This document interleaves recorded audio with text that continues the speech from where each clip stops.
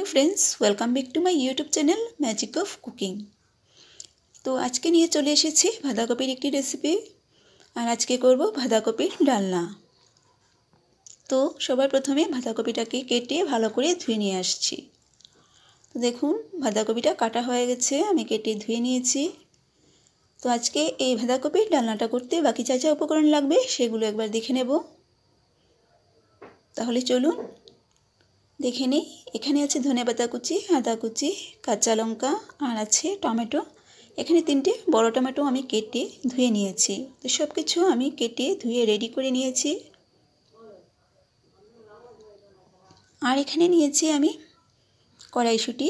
তো দেখুন এখানে এক বাটি কড়াইশুঁটি আমি খোসা ছাড়িয়ে ধুয়ে রেখেছি। আর নিয়েছি আলু।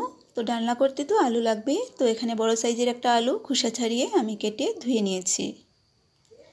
তো এখন গ্যাস অন করে আমি একটা কড়াই গরম হতে বসিয়ে দিয়েছি। তো কড়াইটা গরম হওয়ার পর দিয়ে দিচ্ছি সাদা তেল। এবার তেলটা একটু গরম করে নেব।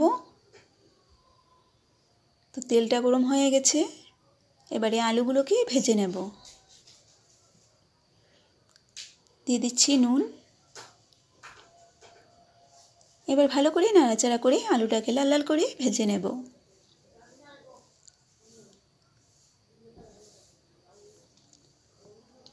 তো এইভাবে একটু নাড়াচাড়া করে 2 মিনিটের জন্য ঢেকে রাখবো। এতে আলুটা ভাজা হওয়ার সাথে সাথে অনেকটাই সেদ্ধ হয়ে যাবে। আর দেখুন 2 মিনিট পর আমি ঢাকনা তুলে নিয়েছি।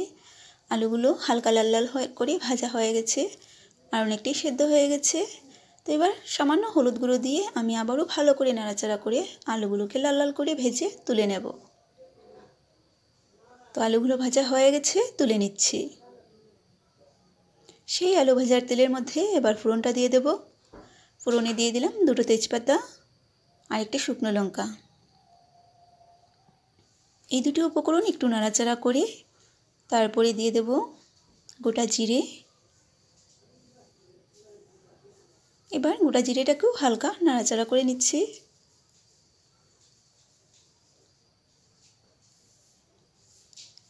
এবারে দিয়ে দেব আদা কুচি। আদা কুচিটাও একটু ভেজে নেব যাতে আদার কাঁচা গন্ধটা চলে যায়।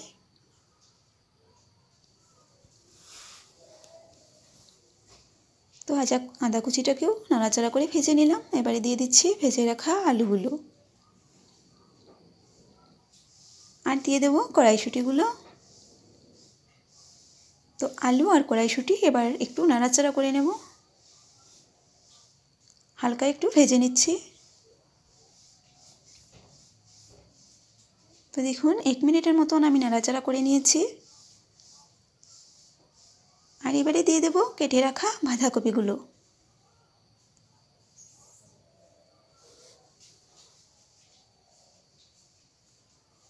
তো দিয়ে দেব পরিমাণ মতো নুন। এবার ভালো করে নাড়াচাড়া করে নেব।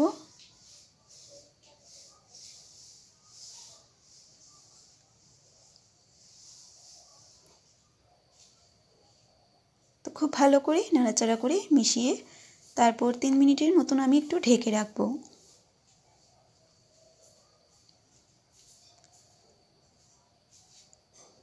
তো 3 মিনিট পর ফিরে আসলাম।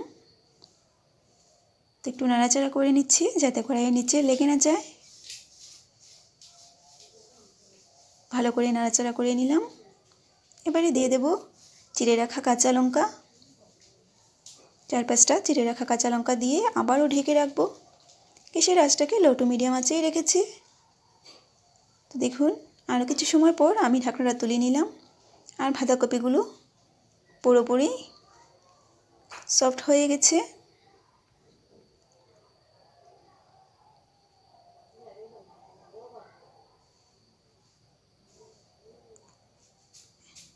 এবার এক এক করে বাকি মশলা অ্যাড করে নিচ্ছি। সবার প্রথমে দিয়ে দিলাম হলুদের গুঁড়ো, সামান্য লঙ্কা গুঁড়ো, দিয়ে দেব ধনে গুঁড়ো আর দিয়ে দেব জিরে বাটা। আর এখানে আমি এক্সট্রা জল দিচ্ছি না, বাঁধাকপির জল দিয়ে এই মশলাটাকে ভালো করে মিশিয়ে নেব।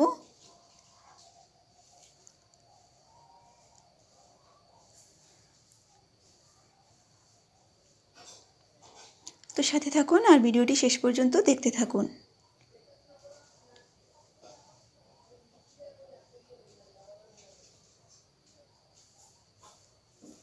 তো ভালো করে নাড়াচাড়া করে মিশিয়ে নিলাম আর দিয়ে দিচ্ছি এবারে কেটে রাখা টমেটোগুলো। টমেটোটা দিয়ে আবারও নাড়াচাড়া করে নেব। তো টমেটো দিয়ে একটু নাড়াচাড়া করে নিলাম।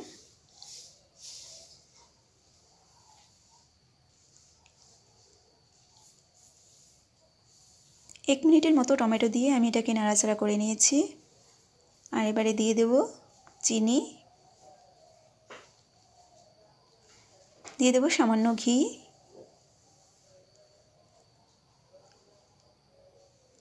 আর দিয়ে দেব গরম মশলা গুঁড়ো।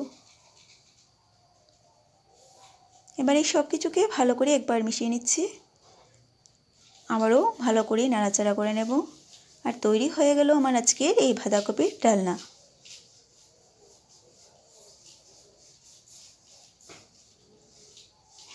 তো দেখুন বাঁধাকপির ডালনাটা রেডি।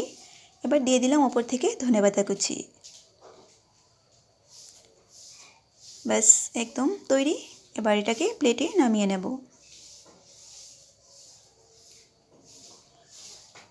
তো একটা প্লেটের মধ্যে নিয়ে নিয়েছি। আর দেখুন আমার আজকের এই বাঁধাকপির ডালনার রেসিপিটা তৈরি। আজকের এই বাঁধাকপির ডালনার রেসিপিটা কেমন হয়েছে কমেন্ট করে অবশ্যই জানাবেন।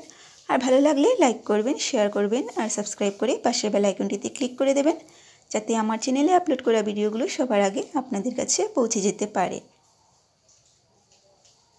আবারও চলে আসবো আপনাদের সামনে এইরকম নতুন নতুন রেসিপির সাথে।